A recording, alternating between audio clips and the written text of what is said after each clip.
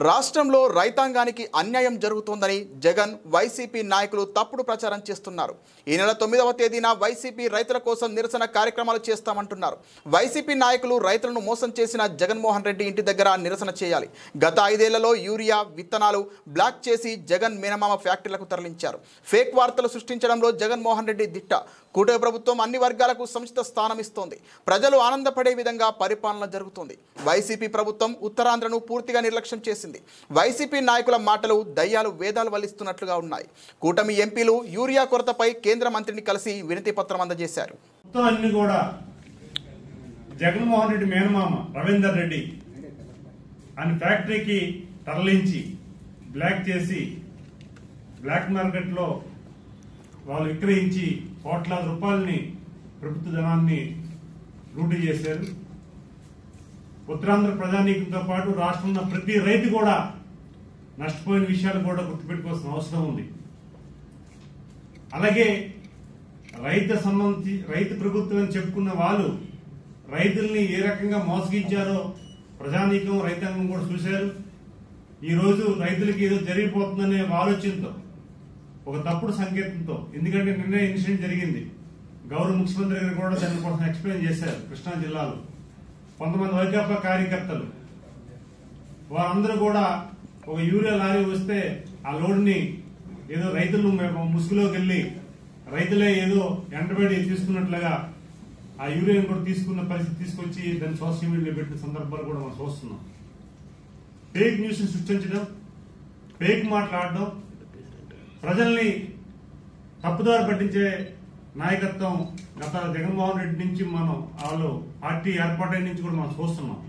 అందుకే మేము చెప్తున్నాం, ఎన్డీఏ కూటమి గౌరవ ముఖ్యమంత్రి చంద్రబాబు నాయుడు గారు ఒక పద్ధతి ప్రకారంగా ఒక బాధ్యతతో ఈరోజు అన్ని వర్గాలకి, రైతాంగం కాదు యూత్ కానీ లేకపోతే అన్ని వర్గాలు కూడా ఒక సంస్థానం ఇస్తూ ఈరోజు అందరికి కూడా అందుబాటులో ఉంటూ సంక్షేమ పథకాలని ఒక పక్క ఇస్తూ ఇంకో పక్క అభివృద్ధి కార్యక్రమం వైపు శాశ్వత ముఖ్యమంత్రి చంద్రబాబు నాయుడు గారు చూసిన మేరకు ఇమీడియట్ గా యూరియాని ఇవ్వడం జరిగింది. అందరికి అందుబాటులో ఉంది, ఎక్కడ ఎటువంటి ఇబ్బంది కలగలేదు.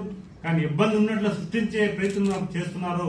దానిని ప్రజలు గమనిస్తున్న విషయాన్ని కూడా తెలియజేసుకుంటున్నాం. ఒక ఫేక్ న్యూస్ సృష్టించి, ఒక ఫేక్ ప్రోగ్రెస్ ని సృష్టించి ఏదో జరిగిపోతుందండి. ఎందుకంటే వీళ్ళకి కడుపు మాట అంటే ఓ పక్క ఐటీ హబ్ గా మనకి ఉత్తరాంధ్రకి విశాఖ నగరాన్ని ఎంపిక చేసుకుని ఇటు చంద్రబాబు నాయుడు గారు, పవన్ కళ్యాణ్ గారు, బీజేపీ నాయకత్వం, నారా లోకేష్ గారు, ఐటీ మంత్రి గారు వీళ్ళందరూ ఒక మంచి ఆలోచనతో ఉత్తరాంధ్రకి మంచి ఆర్థిక రాజధానిగా పరిపుష్టిగా ఇవ్వాలని ఒక ఐటీ హబ్ ని ప్రారంభం చేసి ఒక రకమైన ఆలోచన ముందుకెళ్తున్న తరుణంలో ఒక డైవర్షన్ చేయడానికి ఒక ఆలోచన, ఒక ఉత్తరాంధ్రే కాదు రాయలసీమ అవ్వచ్చు, కోస్తాంధ్ర అవ్వచ్చు, అన్ని ప్రాంతాల్లో కూడా అన్ని రకాల అభివృద్ధి చేయాలని వాళ్ళు ప్రయత్నం చేస్తున్నప్పుడు ఇది చేస్తున్న ప్రయత్నాలు కూడా చూడాలి. మేము మొన్ననే యూరియా కూడా కొత్త లేకుండా మనకు రావడం జరిగింది. ప్రతి ఒక్కరు కూడా చెప్పాం, ఛాలెంజ్ కూడా చేస్తాం. మా వ్యవసాయ శాఖ మంత్రి అచ్చెన్నాయుడు గారు కూడా చెప్తున్నారు, మా ముఖ్యమంత్రి చెప్తున్నారు, ఎమ్మెల్యే చెప్తున్నారు, మంత్రులు చెప్తున్నారు, ఎంపీలు చెప్తున్నారు. ఏ రైతైనా సరే వచ్చి నేరుగా మా అధికారులకు కానీ, కలెక్టర్ గారికి కానీ లేకపోతే మాకు కానీ ఫిర్యాదు చేస్తే ఖచ్చితంగా మేము ఆ యూరియాని సరఫరా చేసే సిద్ధంగా ఉన్నామని చెప్పాం. కానీ రాజకీయం చేయడానికి చేస్తున్న ప్రయత్నాలు కూడా చూస్తున్న విషయాన్ని కూడా మీ ద్వారా మేము తెలియజేసుకుంటున్నాం.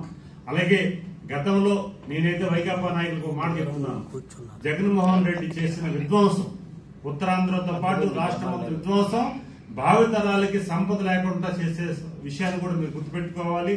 అదే సమయంలో ఆయన దోపిడీకి, ఆయన మనోభావాలు ఉద్యోగ వర్గాలు గాని, లేకపోతే రాజకీయ వర్గాలు గాని, వ్యాపార వర్గాలు గాని, లేకపోతే అలాంటి నాయకుడు, బలమైన నాయకుడు, ఒక విజనరీ నాయకుడు, ఒక దూరదృష్టి నాయకుడు ఈ రోజు పరిపాలన చేస్తున్నాడు. ఏదో ఒక ఎమోషనల్ గా వచ్చో లేకపోతే ఒక పార్టీని పెట్టి రకరకాలుగా ఆలోచనలు వచ్చి లేకపోతే మోసం చేసి ఏదో ప్రజల్ని ఇబ్బంది పెట్టించి ఆ రకంగా వచ్చి ప్రజల్ని మెప్పుంది ఏదో చేయడానికి ఒకసారి వచ్చిన నాయకుడు కాదు. గుర్తుపెట్టుకోండి, 4వసారి ఆయన సీఎం. ఈ రోజు విజనరీ లీడరు.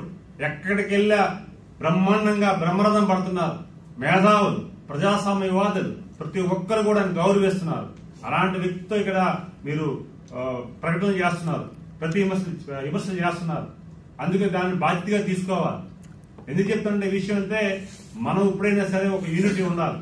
ఆంధ్రప్రదేశ్ ఎప్పుడు కూడా భావితరాలకి సంపద మనం సృష్టించిన నాయకుడు మన దుర్గడు కనుక మన బాధ్యతకి వెళ్ళాలి.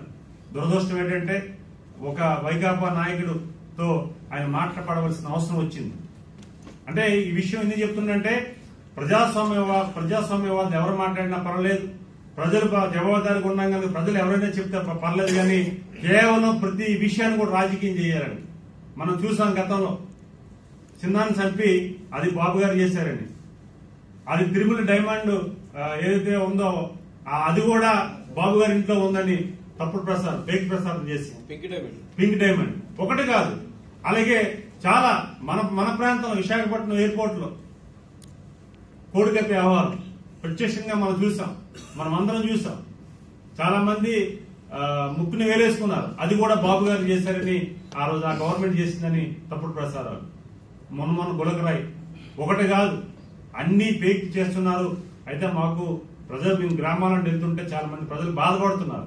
ఎందుకంటే పనిచేసే నాయకుడికి అట్లీస్ట్ నువ్వు గౌరవం ఇవ్వకుండా పర్లేదు, అగౌరవపరిచే విధంగా మాట్లాడద్దు. మొన్ననే చెప్పావు, రామకృష్ణ ఉండమంటున్నాడు చంద్రబాబు నాయుడు గారిని, నువ్వు రా ఒకసారి తిరుమల కొండెక్తావో లేకపోతే మా రామచంద్ర కొండెక్తావో మెట్లు ఆయనతో పాటు, లేకపోతే 4-5 రోజులు ఆయనతో జర్నీ చేయి. ఆయన స్ట్రెంత్, ఆయన విజనరీ, ఆయన ఆలోచన తెలుస్తుంది. ఆయన కోసం కామెంట్ చేస్తావా? కొబ్బరికాయ కూర్చొని ఒంగోని కొట్టలేనట్టు మీరు ఈరోజు ఆయన్ని కామెంట్ చేసే పరిస్థితి వచ్చింది. ఇది బాధాకరమైన విషయం. ఎందుకంటే ఈరోజు మానవత్వంతో ఉన్న మనిషి, ప్రజలకు మంచి చేయాలని కోరుకున్న మనిషి, ఈ రోజు రాత్రి పగలు మేము చూస్తున్నాం ఢిల్లీలో. ఈ రోజు అంత అనుభవం వ్యక్తి, అంత సీనియర్ ఉన్న వ్యక్తి ఒక జూనియర్ కేంద్ర మంత్రి దగ్గరకో లేకపోతే ఇంకో